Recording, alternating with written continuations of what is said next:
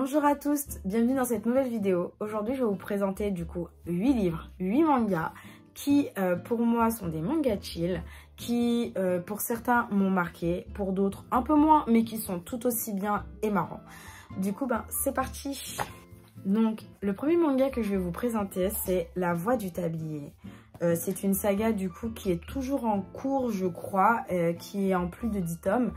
Et du coup, on suit la Tatsu, un yakuza, enfin un ex-yakuza, qui est devenu homme au foyer au Japon. Donc c'est vachement hilarant, enfin toutes les scènes un peu où il est confronté au final à la vie d'un homme au foyer, quoi. Enfin, surtout la vie d'un homme au foyer au Japon et la vie d'un ex-yakuza homme au foyer. Donc franchement, c'est hilarant toutes les petites scénettes qu'on a de lui. C'est un slice of life du coup. Et voilà. Et en fait, on suit aussi du coup le fait que son passé parfois le rattrape dans des situations hyper amusantes. Et vraiment, ce manga est vraiment intéressant. Pour moi, il est à portée de tout le monde, hein, à portée de tous. Bon, après, peut-être qu'il y a un certain langage ou des scènes qui, bon, les plus jeunes, voilà. Mais en soi, ça va, c'est pas non plus hyper choquant. Deuxième manga que je vais vous présenter, c'est Wotaku Yotaku ou Otaku Otaku, publié chez les éditions Kana aussi, Big Kana. Qui est du coup un manga, c'était vraiment un gros coup de cœur celui-ci. C'est aussi un slice of life. Et voilà, tout ce qui touche en fait à la culture un peu otaku, un peu geek et tout au Japon. Mais j'adore. Du coup, c'est en 11 tomes, la série est déjà finie. Il y a aussi un live action dessus, une série animée. Et vraiment, ce manga est très mignon. On suit du coup ces deux petits personnages et leurs amis aussi dans, comment dire, un monde adulte japonais. Mais en fait, du coup, en fait, c'est des geeks. Elle, c'est une grosse fujoshi, genre. Elle adore le yaoi, elle fait des doujins. Enfin, je sais pas, enfin, c'est vraiment un manga hyper cool. Et en plus, qui est vraiment empli d'humour. Et en même temps, on voit des petites scènes, en fait, de leur vie. Parce ils vont se mettre en couple, ça, on le sait à la deuxième page. Hein, je vous spoil rien. En fait, leur petite vie romantique, en fait, on va les suivre. Et c'est vraiment mignon et touchant, en fait, comment ils se cherchent parfois ou comment, en fait, au final, leur relation se développe, tout simplement. Donc, voilà, une très belle recommandation. Vraiment, lisez-le, il est trop bien. Ce n'est pas du tout, comment dire, surcoté. Moi, je trouve que, justement, on n'en parle pas assez. Mais voilà, restez dans la vibe otaku. On a aussi, du coup, je vais vous présenter celui-ci, Genshiken, qui est, du coup, une saga que j'ai depuis très longtemps, qui est du coup une série en 9 tomes, publiée chez l'édition Kurokawa, qui est très difficile à trouver maintenant. J'ai jusqu'au tome 7, il me manque que le 8 et le 9, mais qui se vendent à des prix exorbitants. Bref, on va suivre du coup Kanji, qui rentre à l'université. Et du coup, c'est un grand fan de manga et d'anime et tout. Regardez-moi ces pages. Et d'anime et tout. Et en fait, il va du coup rechercher des gens qui partagent sa passion. Et en fait, il va tomber sur un club où il y a vraiment tout. Il y a du cosplay, du jeu vidéo, du manga, de l'anime, de la photo cosplay, des figurines, etc. Et vraiment, Kanji, c'est lui.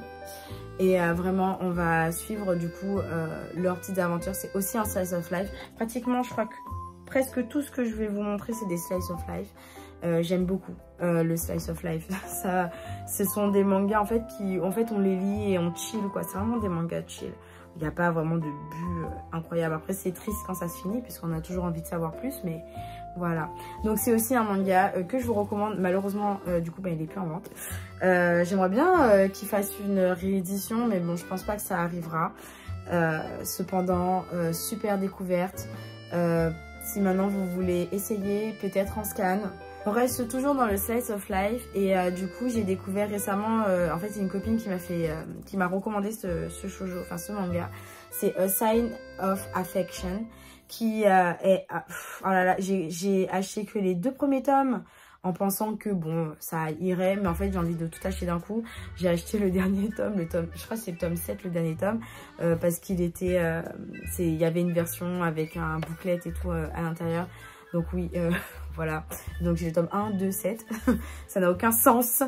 Mais bon, du coup, A Sign of Affection, qui suit donc la vie... Enfin, c'est un slice of life. Donc on suit Yuki, qui est une petite étudiante en fait, et elle est sourde. Elle est sourde, et en fait elle va rencontrer... comment il s'appelle?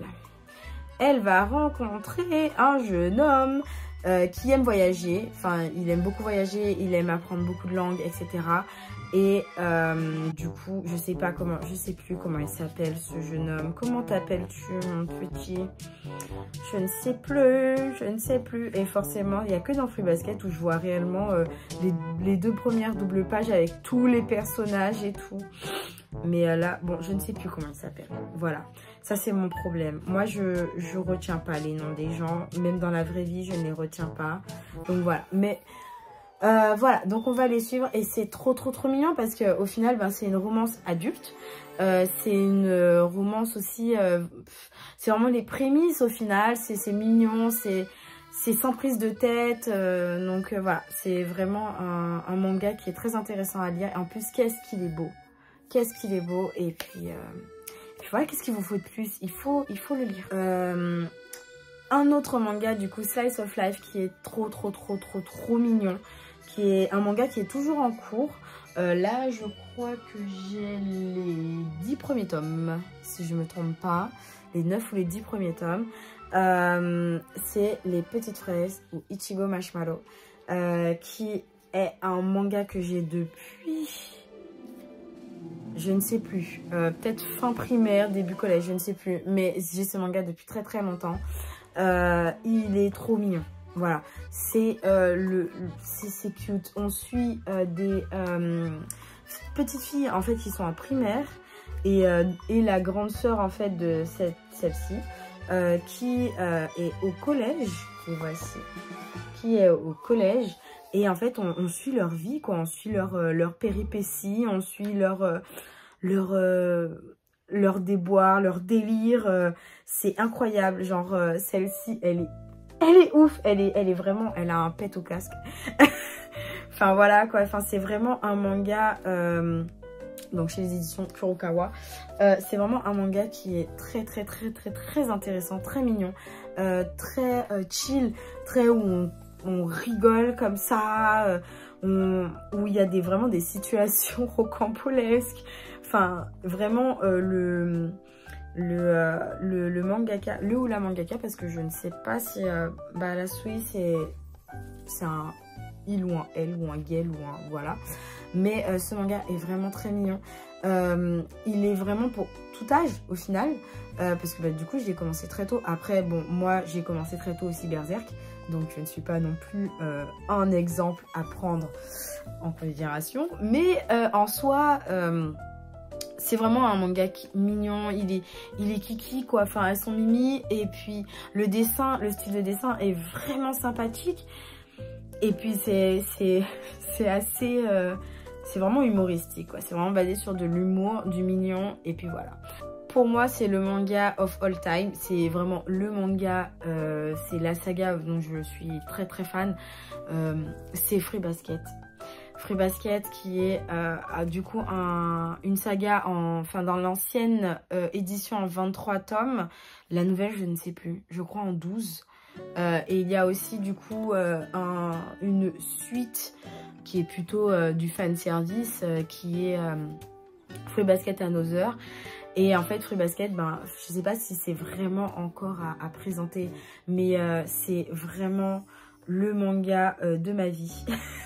Littéralement, c'est on suit du coup Toru. Là par contre je connais tous les personnages. là c'est bon, là j'ai les noms, j'ai tellement lu. On suit Toru qui est une orpheline qui va par la force des choses être amené à habiter dans la maison des Soma.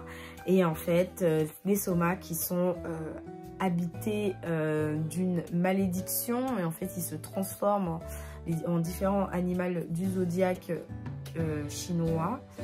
Oui. Du coup voilà, donc en fait elle va les aider. Alors elle traumadonne beaucoup, hein, donc voilà, il faut être conscient de ça. C'est pas vraiment un manga, enfin c'est pas chill en soi, c'est marrant, il y a des phases marrantes, il y a des moments très marrants, mais il y a des moments où on chiale. Il y a des moments où on trauma parce qu'elle traumadonne de ouf. En fait, elle rejette au final ses traumas sur les autres. En fait, elle se donne beaucoup pour essayer en fait, de cacher tout ça. Mais bon, après, bon, c'est pas vraiment un manga spoilé, puisque de toutes les manières, en fait, c'est un manga qui est passé énormément, vu qu'ils ont refait l'animé, qui pour moi, entre guillemets, perdu de sa saveur. J'aimais beaucoup les dessins de l'ancien, même si dans l'ancien, voilà, il y a certains personnages qui au final n'apparaissent pas, etc. Enfin, on n'a pas tous les personnages qui apparaissent. Là, le nouvel animé, il suit pas mal bien le manga, même s'il y a des scènes qui apparaissent avant ou après. Et en fait, dans le manga, c'est coupé autrement. Bref. Mais en soi, c'est un manga hyper intéressant. Moi, je sais que j'ai énormément aimé le personnage de Saki. Je sais que oui, voilà, je suis un peu... il faut pas le dire sur tous les trois, mais j'aime beaucoup Shigure. Voilà. Donc, je sais peut-être que je vais perdre des followers à cause de ça. Mais déjà, j'en ai pas beaucoup. Restez là. Mais voilà, et c'est vraiment un manga... c'est mon manga cocooning, voilà. C'est mon manga à moi. Après, en même temps, l'un de mes mangas cocooning aussi, c'est Evangelion. Mais bon, voilà. La go, elle est pas... Voilà quoi, elle n'a pas la lumière à toutes les cases, elle a un peu un pet au casque, je pense. Mais bon, voilà. Donc, c'est vraiment un manga hyper intéressant par contre. Il est mignon quand même. Il reste mignon malgré ces zones un peu d'ombre. Et puis, ben, on voit vraiment l'évolution du dessin de Natsuyaki Takaya, en fait. Et ça, c'est cool. Un autre manga qui, pour moi, est chill, mais qui est horrible. En soi, c'est... The Promised Neverland. The Promised Neverland, je les ai tous... En fait, j'ai lu tout en scan. Une copine à moi m'a offert, je crois, les 4 premiers... Oui, les 4 premiers tomes. Et en fait, c'est vraiment un manga incroyable. Lisez-le. Lisez-le. On suit, du coup, Emma, Norman et Ray qui, du coup, sont dans un orphelinat. Mais en fait, au final, cet orphelinat... recèle énormément de secrets. Au final, on ne sait pas si dans ce monde... c'est vraiment un monde de bienveillance comme on nous le montre dans les 4 premières pages. Donc voilà, c'est l'anime, la première saison de l'anime à respecter, c'était cool et tout. La deuxième, j'ai même pas regardé parce que non. J'ai eu beaucoup de retours, j'ai vu des cuts, c'était pas possible. Genre il y a des choses, on fait pas quoi, on fait pas. Donc je n'ai pas vu la suite de l'anime, mais par contre le manga est incroyable, lisez-le, les dessins sont incroyables. Et je sais pas en combien de tomes il est. Parce que comme j'ai lu toute la suite en scan, du coup, j'avoue que j'ai pas... Je sais pas. Mais en tout cas, il est pas très long. Enfin, c'est pas non plus un Berserk, c'est pas un One Piece, c'est pas un Naruto. Donc vraiment, il est cool. Et en soi, à lire, entre guillemets, à tout âge, je pense qu'à partir du collège, c'est bien. Avant, c'est un peu risqué, je pense. Après, vous faites ce que vous voulez. Comme je l'ai dit, moi, j'ai vu Evangelion, j'avais 6 ans.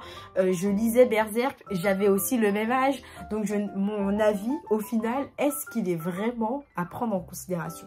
Je vous pose la question, dites-moi en commentaire. Est-ce que mon avis est à prendre en considération? Surtout que je regardais des trucs vachement chelous. Je regardais GTO aussi quand j'étais en primaire. Enfin, bref, voilà.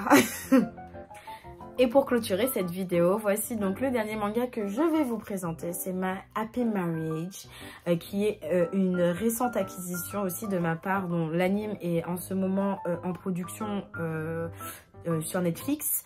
C'est un manga du coup chez Kurokawa. Je trouve que j'avais pas mal de mangas de Kurokawa dans cette sélection. Les dessins sont magnifiques. Ça raconte du coup l'histoire de Mio qui est descendante d'une longue lignée de nobles dotés de pouvoirs surnaturels. Parce que oui, effectivement, c'est aussi un manga un peu surnaturel, fantasy, imaginaire. Et en fait, elle va être donnée en mariage à un homme froid, qui est dit homme froid, où ses précédentes fiancées se sont littéralement barrées, elles se sont enfuies. Ce que j'ai aimé du coup avec ce manga, c'est surtout en fait les dessins. J'ai apprécié énormément le travail, mais incroyable, incroyable. J'ai que les 2 premiers tomes, les 3 premiers tomes, du coup les 3 premiers tomes parus en France. Et j'ai lu les scans, normalement je suis à jour dans les scans. Vraiment c'est un manga qui est vraiment cool. La fantaisie, enfin le côté un peu fantaisie avec les pouvoirs et tout dans un monde un peu Edo. Vous voyez, il y a, enfin, où en fait ils se battent, mais en même temps il y a les pouvoirs avec, enfin je sais pas. Ils sont tellement mignons qu'au final, c'est un plaisir de le lire quoi. Voilà pour cette petite sélection de mangas un peu chill, mignon et consort. Dites-moi et tout si vous avez apprécié cette vidéo en commentaire, bien évidemment. N'hésitez pas à partager, à liker et puis surtout à me dire en commentaire ce que vous aimeriez bien voir sur la chaîne. Ça peut toujours m'aider à faire du contenu. Et puis passez une bonne journée, une bonne soirée, bonne nuit, je ne sais pas, un bon matin. Et puis des bisous.